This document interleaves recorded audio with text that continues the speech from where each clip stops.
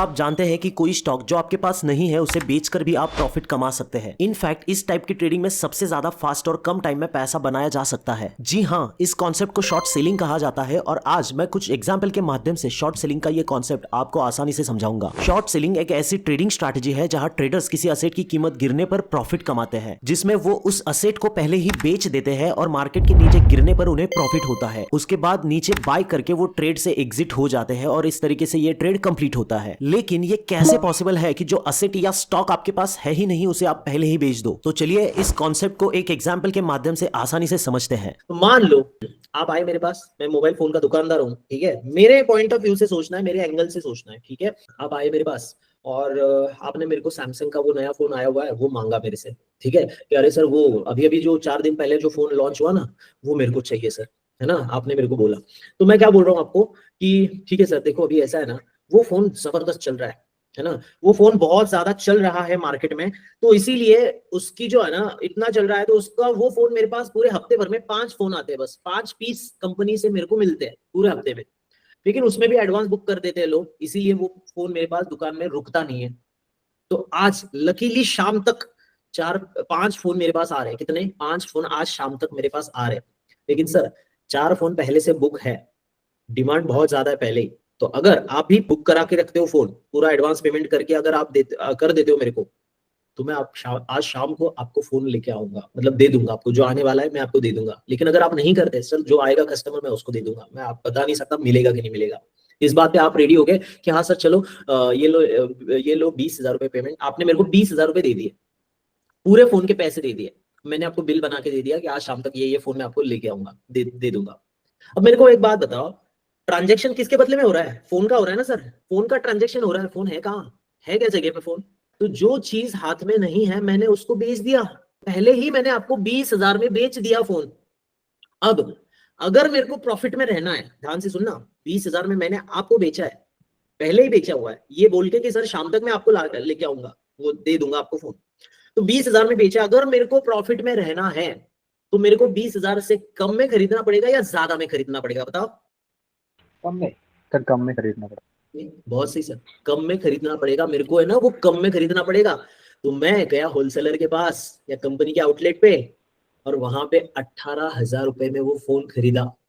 और खरीदने के बाद मैं बेचने के लिए थोड़ी ना रखूंगा दुकान में।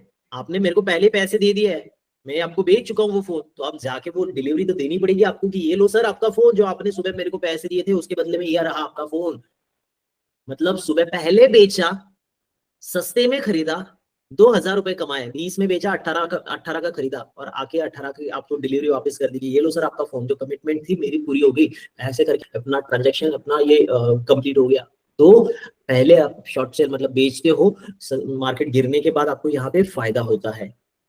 लेकिन दूसरी केस लेते हैं, मान लो आपने मेरे को 20,000 रुपए पेमेंट दिए, लेकिन जब मैं होलसेलर के पास गया तो मेरे को खुद को पता चला, अरे यार ये फोन की कीमत तो बढ़ चुकी है, ये फोन बहुत ट्रेंडिंग में है, बहुत चल रहा है, तो ये फोन की कीमत कंपनी ने खुद 21,000 रुपए, मेरे को 21,000 रुपए में पड़ रहा है अभी, मेरे को खुद को 21,000 रुपए में पड़ रहा है। तो रियल लाइफ में तो चलो मैं आपको रिक्वेस्ट करूंगा कि अरे सर मेरे से गलती होगी, वो फोन मेरे को खुद को 21-22,000 का पड़ रहा है, मैंने तो आपको 20,000 का बेच दिया, तो सर ऐसा तो हो नहीं सकता, या तो आप पैसे ले जाइए या फिर 1,000-2,000 रुपए, सर मैं ज्यादा नहीं चाहता आपसे, 5 रुपए, तो आप मेरे को 1,500 रुपए दे दो सर। ये रियल लाइफ में चल जाएगी चीजें, मार्केट में नहीं चलेगी। या फिर अगर रियल लाइफ में भी अगर आप अड़ गए कि सर मेरे को नहीं पता, आपने मेरे को बिल बना के दिया है कि आप फोन मेरे को आज शाम तक लेके आओगे, मेरे पास कोई ऑप्शन है क्या खरीदने के अलावा? बताओ, है कोई ऑप्शन सर? नहीं, बिल्कुल नहीं सर, मेरे को खुद की पॉकेट में से 1,000 रुपए डालने पड़ेंगे, और वो 21,000 रुपए का फोन खरीदना पड़ेगा, क्योंकि आपने तो मेरे को 20,000 दिए थे, 1,000 रुपए मैं खुद के डालूंगा, तब जाके वो फोन खरीदूंगा और आपको लाके वो दे दूंगा। सोचो, सस्ते पहले 20,000 में बेचा, प्राइस महंगा होने के बाद में खरीदा, यानी सस्ते में बेचा महंगे में खरीदा, नुकसान हुआ ना? प्राइस बढ़ने के बाद हुआ कि नहीं हुआ नुकसान? बताओ। जी सर। तो यहाँ पे मेरा नुकसान हुआ। तो क्या सीखे हम लोग? अब आता हूँ पॉइंट पे, आपको समझ में आएगा। तो शेयर में भी ऐसा होता है, आप किसी भी शेयर को जो आपके पास नहीं है उसको पहले ही बेच सकते हो, बेच सकते हो आप, एक तरीके से आप उधार ले रहे हो मार्केट से, ये सोचो, आप उसको पहले ही बेच सकते हो। लेकिन मार्केट नीचे गई तो फायदा, ऊपर गई तो नुकसान है सर। लेकिन आपको चाहे फायदा हो चाहे नुकसान, मार्केट को कोई लेना देना नहीं है। आपने पहले बेचा था ना, जो आपके पास नहीं है वो बेचा था, एक तरीके से उधार लेके बेचा था। अब उधारी वापस कौन करेगा, डिलीवरी कौन देगा? तो ये इंट्राडे में ही होता है। आज अगर आपने शॉर्ट सेल किया हुआ है तो आज मार्केट बंद होने से पहले वो वापस करना पड़ेगा, आपको डिलीवरी देनी पड़ेगी मार्केट को, उधार चुकाना पड़ेगा मार्केट का। तो सेलर को मार्केट गिरने पे फायदा, ऊपर जाने के बाद नुकसान। तो ऊपर स्टॉप लॉस भी होगा, क्योंकि मार्केट जाने के लिए तो कितना भी ऊपर जा सकता है, तो बड़ा लॉस हो सकता है, तो इसीलिए ऊपर स्टॉप लॉस है, नीचे टारगेट। मैंने यहाँ पे बहुत आसान भी करके दिया हुआ है, देखो कलर से भी आपको समझ में आ रहा होगा। ग्रीन कलर मतलब आपका प्रॉफिट वाली बाजू, और लाल बाजू यानी आपकी लॉस वाली बाजू, और यहाँ पे मैंने स्टॉप लॉस, ठीक है, और टारगेट। तो देखो आपने पहले बेचा, बाद में प्रॉफिट में भी खरीदा और लॉस में भी खरीदा, क्योंकि बेचा था ना पहले। मैंने क्या बोला था, सबसे ज्यादा पैसा सेलिंग में बनता है।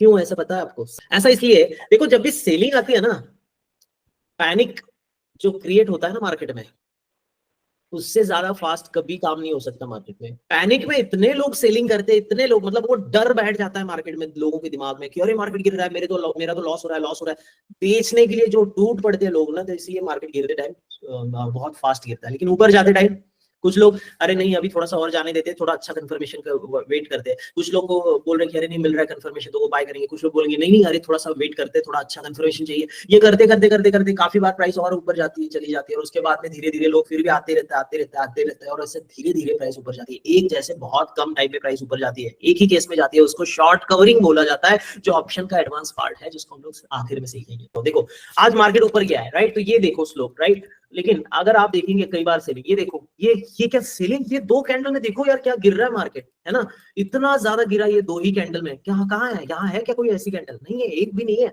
जितना फास्ट वो गिरा हुआ है यहाँ से, और दिखाता हूँ, ये देखो यहाँ से भी ऊपर गया हुआ है। चलो यहाँ पे तो चलो थोड़ा सा स्लो गिरा हुआ है। ये देखो 3-4 कैंडल में जो गिरा है मार्केट, इतना तो पूरे दिन भर में चढ़ नहीं पाया जितना वो 4 कैंडल में गिर गया, है ना। उसके बाद में यहाँ देखो, ये देखो दो दो लंबी लंबी कैंडल, ये देखो कितना जबरदस्त स्लोप है गिरने का। तो ये देखो यार, ये देखो कितने जबरदस्त जबरदस्त गिरावट है ना। तो गिरते टाइम जो है ना मार्केट बहुत फास्ट गिरता है, लेकिन ऊपर जाते टाइम थोड़ा स्लो। इसीलिए मैंने बोला कि गिरते मार्केट में ज्यादा पैसे और फास्ट पैसे बनते हैं।